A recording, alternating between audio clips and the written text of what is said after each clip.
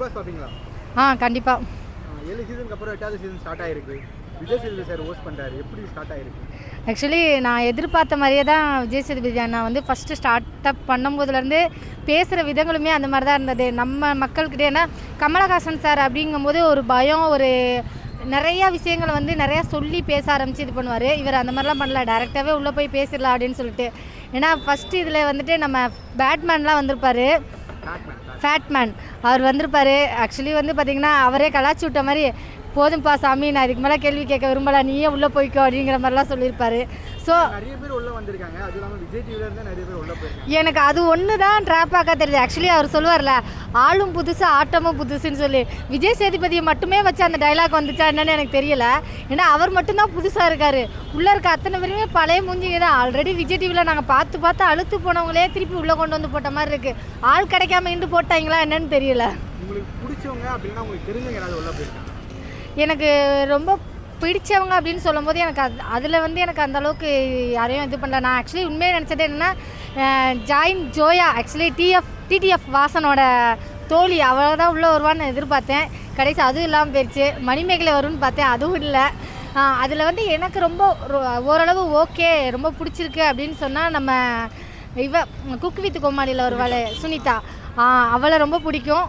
ஏன்னா அந்த கவிதை சொல்கிறது அந்த இதாக இருக்கட்டும், ஒரு விஷயத்தை கன்வர்ஷன் பண்ணும்போது தப்பாக பண்ணுவான், அதை நம்மளை ரசிக்கிற மாதிரி இருக்கும். ஸோ அவளோட இது நம்ம நல்லா இருந்த மாதிரி இருக்கும். Jacqueline, Dharshagupta, Deepak, Ranjith actually Jacqueline இவங்கெல்லாம் பார்த்தீங்கன்னா உள்ளே போனதே வந்து ஒரு பெரிய அடிதடியை உருவாக்குறதுக்காண்டி தான் இருக்கும்னு நினைக்கிறேன். ஏன்னா எல்லாரும் உள்ளே போய் எல்லாருமே ஒத்துக்கிட்டாங்க. கடைசி நிமிஷத்தில் ஜாக்லின் போய் நான் ஒத்துக்கவே மாட்டேன்னு சொல்லி ஒரு விஷயத்துக்கு அடம் பிடிச்சி அதுலேருந்து இன்னும் 4 பேர் சேர்ந்து வந்துட்டாங்க. எனக்கு அதில் ஓவர் ஆக்டிங்காக தெரிஞ்ச மாதிரி இருந்தது. நான் வெளியில் போய் படுத்துருவேன், உள்ளே போய் படுத்தா அதை ஒத்துக்கிட்டதை அர்த்தம் அப்படின்னு சொன்னதெல்லாம் ரொம்ப ஓவர் ஆக்டிங் உண்மையிலே சொல்லலாம். இந்த வீடியோ கொஞ்சம் புதுசாக நம்ம விசு சார் படத்தில் வந்த மாதிரி. ஆமாம், நடுவில் பாய்ஸ் விசஸ் கேர்ள்ஸ் அப்படின்னு எடுத்து எனக்கு என்னென்னா, எப்போவுமே வந்து பிக் பாஸ் இதுக்கு முன்னாடி உள்ள சீசன்லலாம் பார்த்தீங்கன்னா எடுத்து ஒரு வாரம் வந்து கேம் ஸ்டார்ட்டே ஆகாது. சும்மா அவங்களுக்குள்ள இன்ட்ரோடக்ஷனு இந்த இதில் வந்து எடுத்தோடனே கேம் ஆரம்பிச்சிட்டாங்க. ஏன்னு பார்த்தீங்கன்னா ஆல்ரெடி பிக் பாஸில் விஜய் டிவியில் இருக்க எல்லாரும் தானே உள்ளே போயிருக்காங்க, எல்லாருக்கும் எல்லாரையும் தெரியுது. ஸோ அதனாலக்கிண்டு அப்படி பண்ணாங்களா எனக்கு தெரியல. பாய்ஸ் விசஸ் கேர்ள்ஸ்லாம் ஓகே.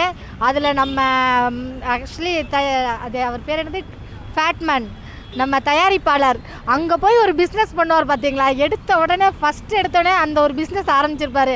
என்னென்னா, நான் உங்களுக்கு விட்டு கொடுக்குறேன்னு சொன்னதுக்கப்புறம் எதுக்கு ஒரு கண்டிஷன் அப்படின்னு ஒரு அவங்களுக்கு ஏற்ற மாதிரி ஒரு ஃபேவரட் கொண்டு வந்தது அது அவரோட ட்ரிக்கு தான். அவர் தான் ஃபஸ்ட்டு அதை ஆரம்பிச்சுட்ருப்பார். கடைசி முடிக்கும் போது எனக்கு ஒன்றுமே தெரியாத மாதிரி உட்காந்துருப்பார். அதுவும் இல்லாமல் மற்றவங்க யாரும் கலாய்க்கக்கூடாதுன்னு அவரை கலாய்ச்சிப்பார் இந்த சேரில் அதுதான் ஜாக்லின் கடைசி வரைக்கும் ஒத்துக்க மாட்டேன்னு சொன்னது எனக்கு இன்னும் கொஞ்சம் ஓவர் ஆக்டிங்காக தெரியுது. ஆக்சுவலி அவங்களால ஒன்றும் பண்ண முடியாது. 4 பேர் கடைசி ஓகேன்னு சொல்லி ஒத்துக்கிட்டு முடிவு பண்ணணும் அப்படின்னு பிக் பாஸ் முடிவு பண்ணிடுச்சு. அதை வந்துட்டு மற்ற எல்லாருமே வந்து ஓரளவு கன்வென்ஷன் ஆகி ஓகே அக்செப்டன்னு சொன்னாங்க.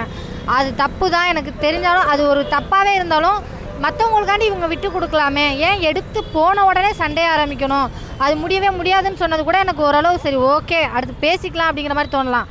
சம்மந்தமே இல்லாமல் லாஸ்ட் மினிட்ல வந்துட்டு நான் வெளியே படுத்துக்கிறேன், என்னால் வெளியே படுக்க முடியும், ரோட்டில் கூட படுத்துப்பேன். ஆக்சுவலி எனக்கு அந்த இதில் ஒரு டைலாக் பிடிக்கவே இல்லை. ஆக்சுவலி என்னென்னா, ஆம்பளை பசங்களால் வெளியே தூங்க முடியாது, நம்மளாம் ஈஸியாக வெளியே தூங்கிடலான்னு சொன்னது சுத்தமாக பிடிக்கல. 2வது நம்ம அர்ணவ் ஆக்சுவலி வச்சு செஞ்சுட்டாங்கன்னு சொல்லலாம். விஜய் சேதுபதி அண்ணா விட்டால் அடிச்சிருப்பாருன்னு நினைக்கிறேன். அந்த அளவுக்கு அவருக்கு கோபம் வந்ததை ஆக்சுவலி ஸ்க்ரீனில் பார்க்க முடிஞ்சது. ஏன்னா வார்த்தையை விட்டுருவார். அவன் ஒரு கேள்வி கேட்பான், கடைசி விஜய் சேதுபதி ஆன்சர் சொல்கிறதுக்கு முன்னாடியே நிப்பாட்டுங்க நானே சொல்லிடுறேன் அப்படின்னு சொல்லி அவனே சொல்லுவான். ஏங்க அவர் ஃபஸ்ட்டு எடுத்தோடனே ஹேட்டர்ஸ் ஆரம்பித்த மாதிரி ஆரம்பிச்சிட்டாரு. நான்லாம் ஆம்பளை தானே, ஆம்பளையே மோதிக்க மாட்டோமா, கண்டிப்பாக உள்ளே போய் சண்டை போட தான் செய்வேன் அப்படின்னு சொன்னது. ஏன் ஆம்பளைக்கு தான் வீரம் இருக்குமான்னு விஜய் சேதுபதி சார் ஒரு கேள்வி கேட்பார். கடைசியாக ஒரு டைலாக் ஒன்று சொல்லியிருப்பார், என்ன உனக்கா வாண்டடாக வாய்ப்பு வந்தால் கூட உன் வாய் இருக்கே அதுவே போதுண்டா சோழியை முடிக்கிறதுக்கு, வேறு எதுவும் தேவையில்லை அப்படின்ட்டு. அது எனக்கு இந்த சீசனில் ரொம்ப பிடிச்சது ரஞ்சித் சார். அவர் வந்து கவுண்டபாளையம் அந்த ஒரு கான்ட்ரவர்ஷியல் வந்தப்போ அந்த இடத்துல வந்து அவர் மன்னிப்பும் கேட்டார். அந்த ஒரு விஷயம் ரொம்ப நல்லா இருந்தது. தீபக்லாம் உள்ள போயிருக்காரு, நம்ம சீரியலையும் பார்த்துருப்போம், ஆங்கராகவும் பார்த்துருப்போம். ஆக்சுவலி வந்து அவர் மாடலாக இருந்து ஆங்கரிங் வந்து அதுக்கப்புறம் சீரியல் ஆக்டராக வந்து தென்றல் அப்படிங்கிற ஒரு சீரியலில் வந்து பார்த்திங்கன்னா எல்லாராலையுமே ரொம்ப ரொம்ப ரொம்ப அவரை பிடிக்கும் அப்படிங்கிற அளவுக்கு கொண்டுட்டு வந்தார். அதுக்கப்புறம் நிறையா சீரியல் பண்ணார். அதுக்கப்புறம் இப்போ மூவியும் பண்ணார். அதில் ஸ்ட்ரகிள் ஆகி தான் நான் திருப்பி வந்திருக்கேன்னு சொல்லியிருக்காரு. இந்த இதில் அவர் எப்படி விளையாடுவார்னு எனக்கு தெரியலை. ஏன்னா ஸ்டார்ட் அப்பில் வந்து எல்லார் கூடயுமே ஜாயின் பண்ணுற மாதிரி தான் இருந்தது. கடைசி அந்த பிரச்சனைன்னு வரும்போது அவர் லாஸ்ட்டில் ஒரு விதமாக நடந்துக்கிட்ட மாதிரி தோணுது. ஸோ அதுலேயுமே எனக்கு இதாக இருக்குது. எனக்கு இதில் என்னென்னா வச்சாம்பாரியா ஆப்பு அப்படிங்கிற மாதிரி ஒரு பண்ணியிருப்பான் பாருங்க விஜய் சேதுபதி. நான் போகிற போக்கில் நல்லா தூங்குங்க, 24 மணி நேரத்தில் ஒரு எலிமிஷன் இருக்குன்னு சொல்லிட்டு போயிட்டான். அதுதான் எனக்கு இப்போ பைத்தியம் முடிக்குது. ஆக்சுவலி எல்லோரும் வந்து மகாராஜா மூவியில் வந்த சஞ்சனா அவளை தான் எலிமினேட் பண்ண போகிறதா சொல்லிக்கிட்டே இருக்காங்க. எனக்கு என்னென்னா அது ரொம்ப தப்பாக தோணுது, அது பண்ணவே வேணாமேன்னு. ஏன்னா அதுக்கு ஒருத்தவங்களை கூப்பிடாமே இருந்திருக்கலாமே அப்படின்னு. இப்போ வந்து லாஸ்ட் 3வது ப்ரோமோலையோ சச்சனா வெளியே போன மாதிரி தான் காட்டுறாங்க. அதை பற்றி நீங்கள் என்ன நினைக்கிறீங்க? அவங்க அப்புறம் எதுக்கு உள்ளே வந்திருக்கணும்? அதுதான் எதுக்காண்டி அவளை உள்ளே கூப்பிட்டு வரணும், எதுக்காண்டி அவளை வெளியே அனுப்பணுங்கிறதே புரியல. ஒரு விளையாட்டு அப்படின்னா, இல்லை ஒரு என்டர்டெயின்மெண்ட், ஒரு ஷோ அப்படின்னா அவளுக்கான வாய்ப்பை கொடுத்து தானே வெளியே அனுப்பணும். அது வந்து சின்ன பொண்ணு பெரிய பொண்ணு ஏதோ ரீசனாகவும் இருந்துட்டு போட்டுமே, அது பிரச்சனை இல்லை. ஆனால் அதுக்கான வாய்ப்பே கொடுக்கலையே. ஒரு வாரம் அவளை விளையாட விட்டுட்டு கூட நீங்கள் வெளியே அனுப்பிச்சிருக்கலாம். அது தப்பாக தெரியாது. ஆனால் 24 ஹவர்ஸில் அவளை வெளியே அனுப்பிச்சது காரணம் எனக்கு புரியவில்லை. இத்தனைக்கும் அவள் தெளிவாக சொல்லியிருப்பா, நான் எங்கள் அம்மாக்காண்டி தான் மீடியாவுக்குள்ளே வந்தேன், மீடியாவுக்குள்ளே நடித்தேன். அவளோட நடிப்பை ரசிக்காதவங்க யாருமே இருக்க மாட்டாங்க. அந்த அளவுக்கு நடிக்கவும் செஞ்சால், இதுக்கப்புறம் நான் எனக்காண்டி நடிக்க போகிறேன், எனக்காண்டி ஒரு மேடையை நான் உருவாக்க போகிறேன் அப்படின்னு சொல்லியிருப்பா. அதுலேயும் அப்பான்னு வர கூப்பிட்ருப்பா. எனக்கு இதில் தான் ஒரு விஷயம் புரியவே இல்லை.